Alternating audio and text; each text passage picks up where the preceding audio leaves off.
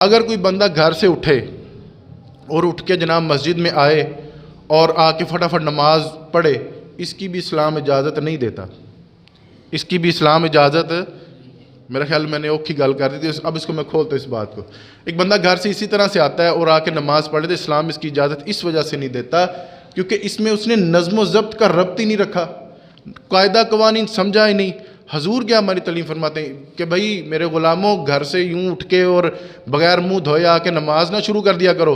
چند ایک چیزیں حضور نے ہماری تربیت فرمائی، تمہیں وقت کا پتہ ہو کہ تم کون سی نماز پڑھنے جا رہے ہو، تمہارے لباس پاک ہو، تمہاری جگہ پاک ہو، یہ شرائط ہے نماز کی، یہ نظام ہے، یہ نظم و ضبط ہے، تمہارے کپڑے صاف ہوں، تمہارا وضو ہوا ہوا ہو، منہ دھلا ہوا ہو، تمہیں پتہ ہو کہ میں کون سی نماز پڑھ رہا ہوں، تمہارا رخ قبلہ کی طرف ہو، اور جب تم اللہ اکبر کہو تمہارے یہ جو لو ہیں، یہ انگوٹھے تمہارے کانوں تک آئیں یا ان کے برابر تک آئیں، ان کو کانوں تک اٹھاؤ۔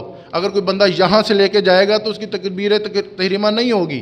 اور کیسا نظام ہے تکبیر تحریمہ کا کہ کانوں تک آپ نے ہاتھ اٹھانے ہیں، نہ نیچے ہوں نہ اوپر ہوں، یہ ایک نظام ہے، ربط ہے، حسن ہے۔ یہاں تک کانوں تک ہاتھ اٹھاؤ اور پھر سونے کر کے ہاتھ باندھو کہ تم کھڑے کس کی بارگاہ میں ہو، سونے کر کے ہاتھ باندھو، ایک ایک لفظ کو ادا کرو، چبا چبا کے لفظوں کو فٹافٹ نہ پڑ جانا، یہ حضور ہماری تعلیم فرما رہے ہیں۔ اور پھر جب تم رکوع میں جاؤ پوری تمہاری کمر بالکل سیدھی ہو، اور پھر جب رکوع سے واپس کھڑے ہو پورا ایک قیام کرو، کھڑے ہو اور جلدی جلدی سجدے میں نہ چلے جاؤ، پورا قیام کرو، اتنا قیام کرو کہ بندہ 3 بار سبحان اللہ کہہ سکے۔ اس کے بعد پھر تم سجدے میں جاؤ، سجدے میں پیشانی تمہاری زمین کے ساتھ جمی ہوئی ہو، ناک کی ہڈی تمہاری زمین کے ساتھ جمی ہوئی ہو، اور پیچھے جو آپ کے پنجے ہیں وہ زمین کے ساتھ ہوں، اور آپ کی انگلیاں جو ہیں وہ قبلہ رخ ہوں۔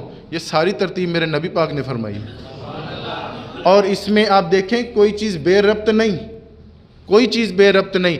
ہم آتے ہیں فٹافٹ جلدی جلدی نماز پڑھتے ہیں۔ حضور کے سامنے بھی ایک بندہ آیا تھا، حدیث سنانے لگا ہوں، سبحان اللہ کہی، بخاری شریف ہے۔ حضور تشریف فرماتے مسجد نبوی شریف میں، ایک بندہ آیا، جلدی جلدی نماز پڑھی۔ حضور فرمانے لگے، او میرے غلام تیری نماز نہیں ہوئی، دوبارہ پڑھ۔ آج آپ کہیں کسی کو کہ بھائی تیرا سجدہ ٹھیک نہیں، دوبارہ نماز پڑھ، وہ آگے سے غصہ کر جائے گا۔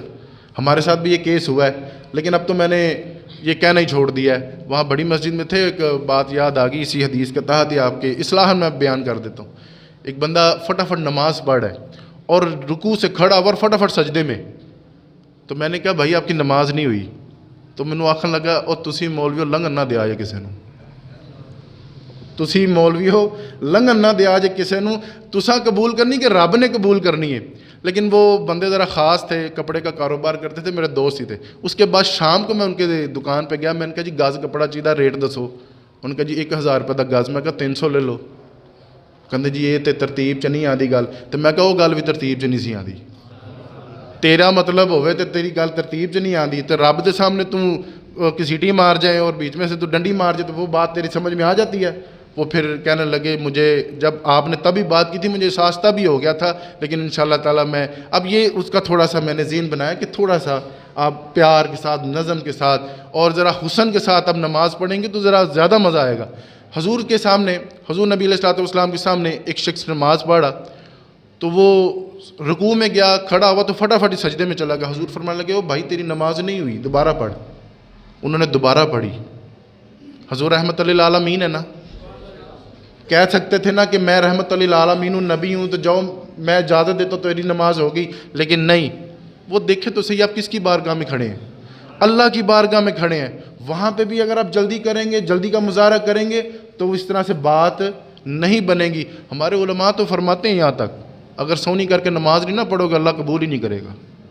اگر آپ سجدہ ہی صحیح نہیں کر رہے تو نماز قبول نہیں ہوگی۔ آپ رکوع ہی صحیح طرح سے نہیں کر رہے، قضا میں آپ کھڑے ہی نہیں ہو رہے اور جلد بازی کا مظاہرہ کر رہے ہیں، اگر سفر میں ہو تو معاملہ اور ہے، لیکن آپ نماز جو اب مسجد میں پڑھیں اس میں ذرا ٹھہراؤ کے ساتھ، نظم و ضبط کے ساتھ سونی کر کے۔ حضور نے دوسری دفعہ نماز پڑھوائی، انہوں نے پھر وہی غلطی کی۔ حضور نے اس بار ان کی اصلاح فرمائی، بیلیا ذرا ٹھہر ٹھہر کے سونی کر کے پڑھنا، تیسری دفعہ نماز پڑھو۔ تیسری دفعہ وہی نماز پڑھوائی۔ پڑھوانے کے بعد جب آپ نے سلام پھیرا تو پھر پوچھنے لگے یا رسول اللہ اس میں کمی کیا تھی؟ حضور فرمانے لگے جب تو رکوع میں گیا اور رکوع کے بعد جب تو کھڑا ہوا تو نے اپنی مقدار پوری نہیں کی اور تو فٹافٹ سجدے میں چلا گیا، کاہے کی جلدی تھی؟ جب اس نے اپنی نماز پوری کر لی تو حضور پھر دعا دیتے ہیں کہ آج تو نے صحیح طرح سے نماز پڑھی ہے، میں اللہ کے ہاں امید کرتا ہوں کہ رب تیری ساری باتیں قبول کرے گا۔ اس میں ایک بڑا خوبصورت پہلو آپ مد نظر رکھیں کہ حضور حسن کی بات کرتے ہیں، حضور نزاکت کی بات کرتے ہیں، نظم و ضبط کی بات کرتے ہیں۔ ایسی نہیں کہ نماز کو بے ترتیب آپ پڑھتے جائیں، اس میں بھی ایک حسن ہے۔